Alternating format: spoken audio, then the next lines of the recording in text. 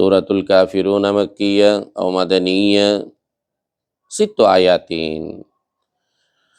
নাযালাত লাম্মা ক্বালা রাহতুম মিনাল মুশরিকিন লিন-নবী সাল্লাল্লাহু আলাইহি ওয়াসাল্লাম, মুশরিকিনদের মধ্য থেকে একদল তারা রাসূল সাল্লাল্লাহু আলাইহি ওয়াসাল্লামকে বললেন, প্রস্তাব দিলেন, তা'বুদু আলিহাতানা সানাতান, তা'বুদ আলিহাতানা সানাতান, মুহাম্মদ আমাদের মাবুদগুলার 1 বছর আপনি ইবাদত করুন, ওয়া না'বুদু ইলাহাকা সানাতান, পরের বছর আমরা আপনার খোদার ইবাদত করিব 1 বছর। আপনি আমরার খোদার ইবাদত করলেন 1 বছর, এর পরের বছর আমরা আপনার খোদার ইবাদত করিব 1 বছর। ইল্লা জিল্লা চলন ভালো কি? আমি হিন্দুও নই, মুসলিমও নই, আমরা মানুষ। সুতরাং আমরা রাষ্ট্র পরিচালনা করতে গিয়ে আমাদের আমাদের রাজনীতিক মানে যে দল, আমাদের দলে যে রাজনীতি করে, আমাদের দলের অবকাঠামোর মধ্যে শরিয়া ভিত্তিক পরিচালনার কোনো বিধান নাই। এটাকে বেচারা সত্য কথা বলছে না মিথ্যা কথা বলছে? মিথ্যা কথা বলছে, সত্য কথা বলছে। এখন সত্য কথাটা কি সঠিক বলছে না অঠিক বলছে? এটা কি ইসলামিক দল? তো ইসলামিক দল না হইলে তাদের সংবিধানের মধ্যে শরিয়া ভিত্তিক থাকা না থাকা জিনিসটা উচ্চারিত থাকবে না, আলোচিত থাকবে না, এটাই তো স্বাভাবিক। তো গণতান্ত্রিক ধারার একটা দল। সুতরাং এই কথাটা তাদের নেতা বলে ফেলছে, সঠিক কথাটা, সত্য কথাটা বলার কারণে ইডারে বাঁকা নজরে নিয়া যত ধরনের গবেষণা, চুলচারা বিশ্লেষণ হইতে হইতে এমন বুঝাইতে চাইতেছে যে না, হেরা এই কথাটার উড্ড করিয়া তারা এই কথা বলুক যে আমরা তাহাজ্জুদ করি না দল, আমরা দলের হেরা হোক সবাই কি করবো হন থেকে এই জাতের কথা কই না আছে কেউ? এটা তো হেরার বাস্তব কথা, যেটা বলছে যে আমাদের দল কোনো আসলে কিনা শরিয়া ভিত্তিক পরিচালিত হওয়ার দল না। এটা আমার দৃষ্টিতে এটা এত বড় মারাত্মক কোনো কিছু না। বাস্তবটা যেটা আছে এটা কথা বুঝে আসে নাই। ছেলে হয়তো মূর্খ হোক অথবা জেনারেল শিক্ষিত হোক, তাকে জিজ্ঞাসা করা যাবে, ভাই বলে কি আপনি রাত্রে কয় রাকাত তাহাজ্জুদ করেন? কোন আমি তাহাজ্জুদ করি না। আস্তাগফিরুল্লাহ আস্তাগফিরুল্লাহ লা হাওলা ওয়ালা কুওয়াতা ইল্লা বিল্লাহিল আলিয়্যিল আযীম। হ্যাঁ বলে তাহাজ্জুদ করে না বলে, এই কথা বলা যাবে? কেন? এত ফরজ নামাজই পড়ে না। তুমি আইছো তাহাজ্জুদ লইয়া, হ্যাঁ তৈলে আপনি এশরাক করেননি? কোন আমি এশরাকও করি না, জীবন ভরছেন না না, লা হাওলা ওয়ালা কুওয়াতা ইল্লা আস্তাগফিরুল্লাহ। আচ্ছা, কার থেকে কি তালাশ করো?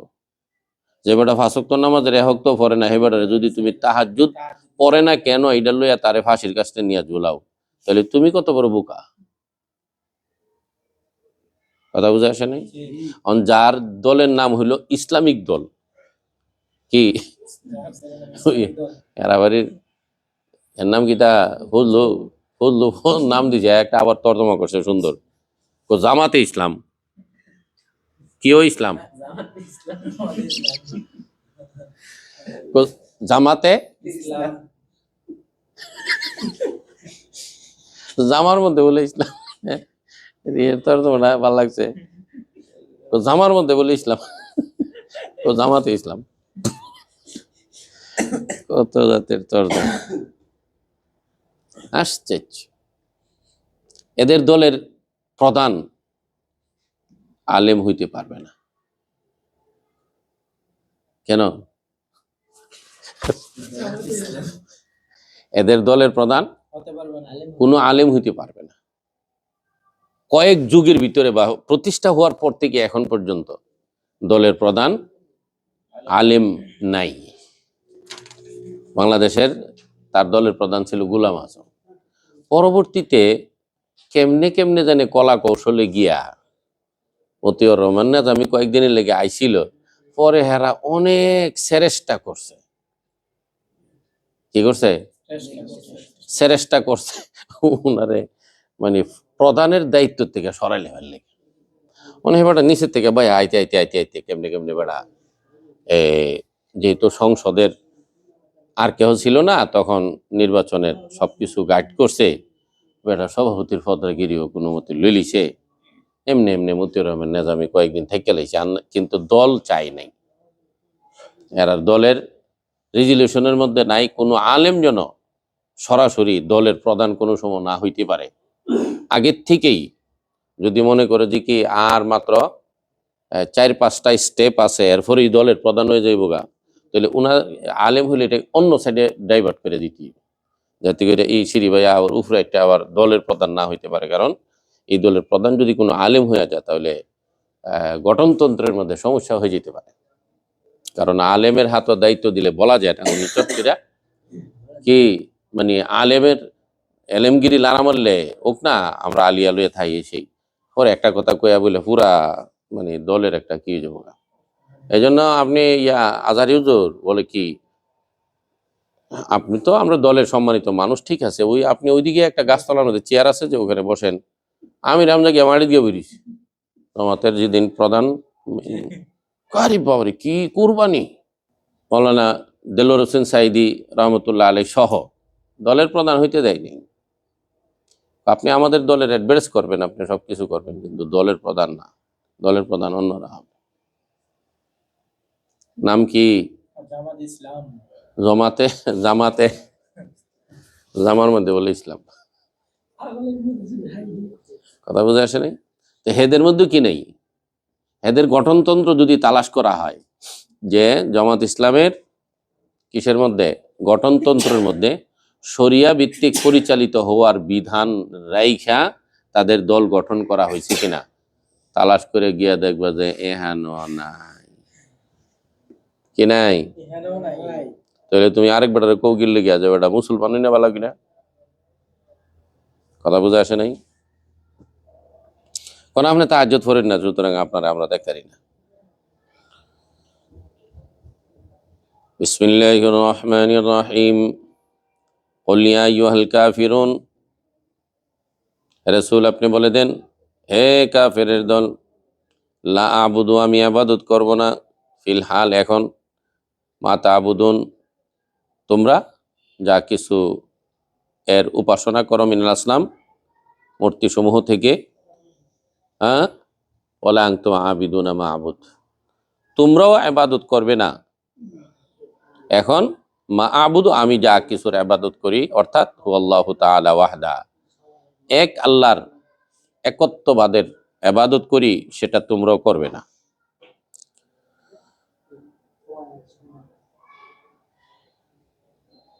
ওয়ালা আনা আবিদুম মা আবাদতুম আমিও ইবাদত করব না, ফিল ইস্তিকবাল ভবিষ্যতে, মা আবাদতুম তোমরা যা কিছুর ইবাদত করো, ওয়ালা আনতুম আবিদুনা মা আবুদ তোমরাও ভবিষ্যতে ইবাদত করবে না আমি যা কিছুর ইবাদত করি, ইলমিল্লাহি তাআলা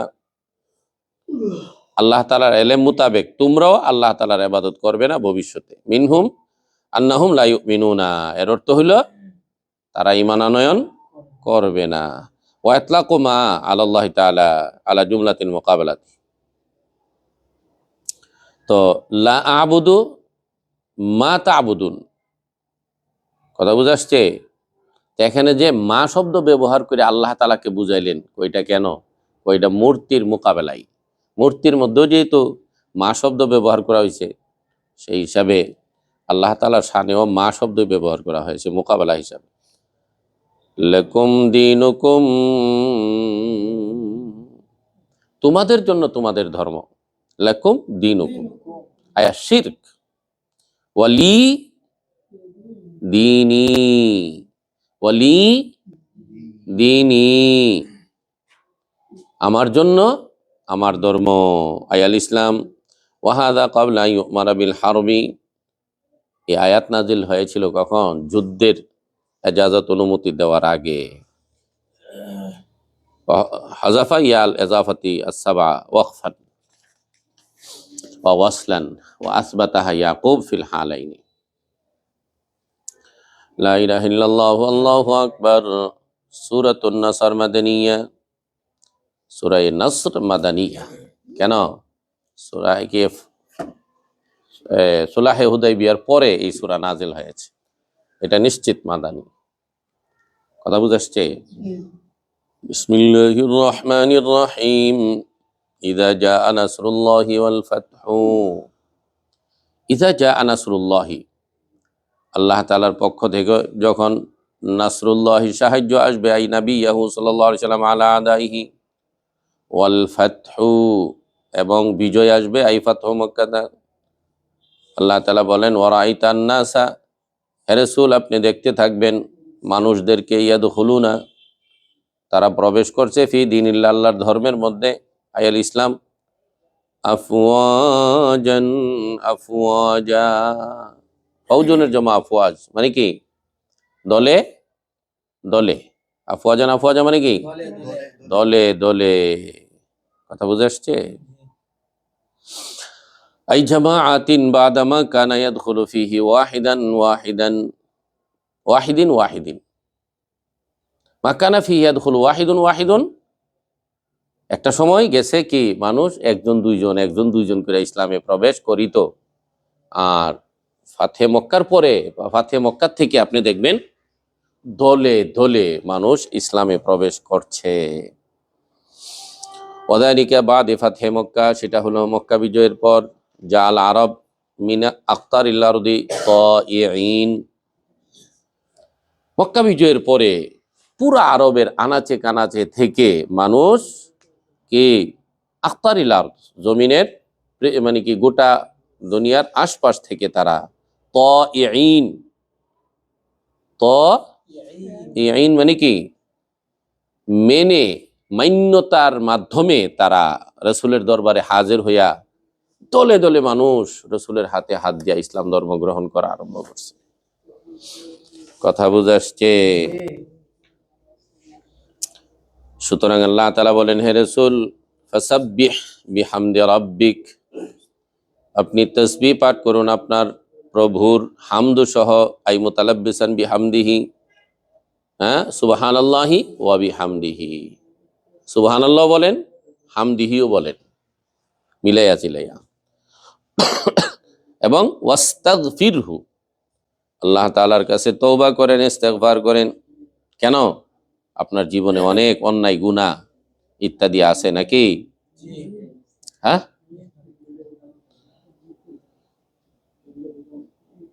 উতলুব গুফরানাহু লিতাকদাদিয়া বিকা উম্মাতুকা ফিল মুওয়াযাবাতি আলাল ঈমান আও ইস্তাগফির হাযমান লিনাফসিকা। কথা বুঝে আসছে? এখানে আবুল আলা মওদুদী মূর্খ, এ অরণ্যি মূর্খ, বেঈমান, তওবা তার নসিব হয় নাই, আল্লাহ মাফ না করলে তার ঠিকানা জাহান্নামে যেতে হবে। তার অনুসরণ যারা যারা করে ঈমান আকীদা দিয়া, তারাও তওবা নসিব হবে না, না হইলে তারা জাহান্নামে যেতে হবে। তারা মনে করে ওয়াস্তাগফির এই শব্দের মাধ্যমে তারা ঈমান আকীদা রাখে যে রাসূল কি, আবুল আলা মওদুদী কি বলেন, মুহাম্মদ সাল্লাল্লাহু আলাইহি সাল্লাম, রাসূল সাল্লাল্লাহু আলাইহি সাল্লাম যে মানুষ, তার ব্যাখ্যাটা কি? রাসূল সাল্লাল্লাহু আলাইহি সাল্লাম যে মানুষ, নবীগণ যে মানুষ, এই জন্য নবুয়তের হালতরা সরাইয়া মাঝে মধ্যে তাদের দ্বারা গুনাহ করান আল্লাহ তাআলা, যাতে করে এই কথা বোঝা যায় যে তারাও মানুষ। নাউযুবিল্লাহ। তরে কইছে তর্জমা করতে,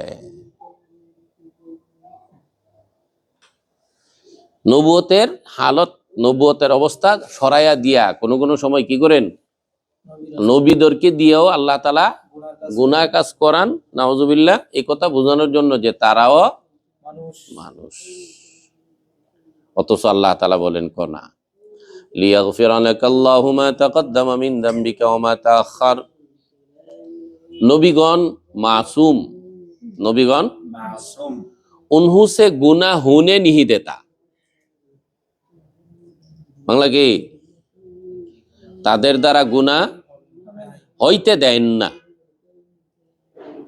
আল্লাহ তাআলা তাদের দ্বারা গুনাহ হইতে দেন না। রাসূল সাল্লাল্লাহু আলাইহি সাল্লাম বয়স মনে করো 5-7 বছর বা 4-5 বছর বয়স, কাবা শরীফ বানানো হচ্ছে নতুন করে। তো কাবার ইট আনবার লেগিয়া সবাই একটা দুইটা করে ইট আনতেছে। তো রাসূল সাল্লাল্লাহু আলাইহি সাল্লাম ছোট হিসাবে কি চাচার লগে আব্বাস রাদিয়াল্লাহু তাআলা আনহু, কাছাকাছি 1-2 বছর বয়সের ব্যবধান না, 2 বছরের। তো বলছে যে ও রাসূল সাল্লাল্লাহু আলাইহি সাল্লাম চাচার লগে দৌড়াইয়া গিয়ে ইট আনতেছে। তো একজন বলল যে বাবু, তুমি ছোট মানুষ, ইট কান্দ করে আনলে কাদের মধ্যে ব্যথা পাইবা, লুঙ্গিটা হইলা কান্দ বাইন্দা লাও, ইটটা আনতে সহজ হইব। যে ইজার ছিল পরনে, সেই ইজার খুইলা কাঁধে বাইন্দা দিবে, ইট আনার জন্য যাতে করে আঘাত না পায়। যেই মাত্র রাসূল সাল্লাল্লাহু আলাইহি সাল্লামের সেই ছোট্ট কালের ইজারের মধ্যে, লুঙ্গির মধ্যে দৌড়ছে, উনি চট করে বেহুশ হয়ে গেছে, চিল্লাতে চিল্লাতে, আমার লুঙ্গি, আমার লুঙ্গি, আমার লুঙ্গি, আমার লুঙ্গি, বেহুশ হয়ে গেছে। যতক্ষণ কাজ চলছে আর বসে আসেনি। এর দ্বারা প্রমাণিত হয় আল্লাহ তাআলা উনার দ্বারা গুনাহ হইতে দেয় না। সাহাবায়ে কেরাম মাহফুজ, আল্লাহ তাআলা তাদেরকে গুনার উপরে থাকতে দেন না। থাকতে দেন না। আর আম্বিয়া কেরাম হইল মাসুম, তাদের থেকে গুনাহ হইতে দেন না। এখন আবুল আলা মওদুদী যদি বলে যে না, আম্বিয়া কেরাম যে মানুষ, এই কথা বোঝানোর জন্য সময়ে সময়ে উনাদের থেকে নবুয়তের পর্দা দূরে সরাইয়া মাঝে মধ্যে কিছু কিছু গুনাহ করায়ালান, মানুষ প্রমাণিত করার জন্য। এই ব্যাখ্যা তুমি করলা কোত্থেকে? এই ব্যাখ্যা কি কোনো নবী করেছে, সাহাবায়ে কেরাম করেছে, কোরআন করেছে, হাদিস করেছে? না করলে তুমি বেয়াদব এটা কেন করলা? তোমার কাছে 100 দলিল থাকুক, 100 দলিল থাকুক যে একটা লোক কমলা খাইছে, আপেল খাইছে, আঙ্গুর খাইছে, বিরিয়ানি খাইছে, জর্দা খাইছে, কালিয়া কোপ্তা খাইছে, অনেক কিছু খাইছে, সুতরাং তার পায়খানাটা নাপাক হওয়ার প্রশ্নই আসে না।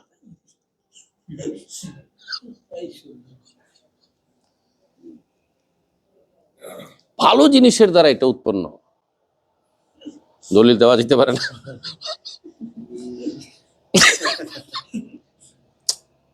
ঠিক কিনা?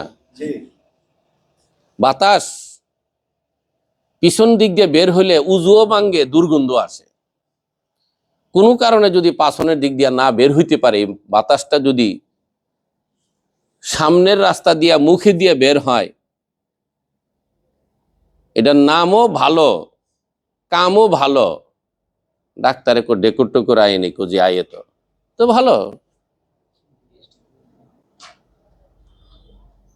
তো ভালোই, ডেকুর আওয়া ভালো। ডেকুর যদি ফিসে দেয়, আমার পেটটা ভালো না। তো দলিল যদি তুমি দিতে চাও যে কোনো খারাপ জিনিসও ভালো হয়ে যাবে, এটা তো কথা না। কথা হলো কোরআন হাদিস তোমাকে কি বলেছে, এই তাফসীর করতে বলেছে, তুমি বেয়াদব ওয়াস্তাগফির শব্দের দ্বারা তুমি রাসূলকে গুনাহগার প্রমাণিত করবে। আল্লাহ কইছে ওয়াস্তাগফির করার জন্য, তোর কাছে কইছে? সকল মুফাসসিরিন বলতেছেন যে কি লিতাকতা দিয়া বিকা উম্মাতুকা ফিল মুআযামাতি আলাল ঈমান, উম্মত আপনার থেকে শিখবে ইস্তেগফার কেমনে করতে হয়। এই জন্য আপনি বলছি যে আপনি ইস্তেগফার করেন। রাসূল সাল্লাল্লাহু আলাইহি ওয়াসাল্লাম বলছেন, হাদিসের মধ্যে গেছে মেশকাতে, যে আমি প্রতিদিন 70 বার ইস্তেগফার করি, 100 বার ইস্তেগফার করি, সুতরাং তোমরাও ইস্তেগফার করো। তো রাসূল সাল্লাল্লাহু আলাইহি ওয়াসাল্লামের ইস্তেগফার সাহাবা ইকরামদের ইস্তিগফার এক।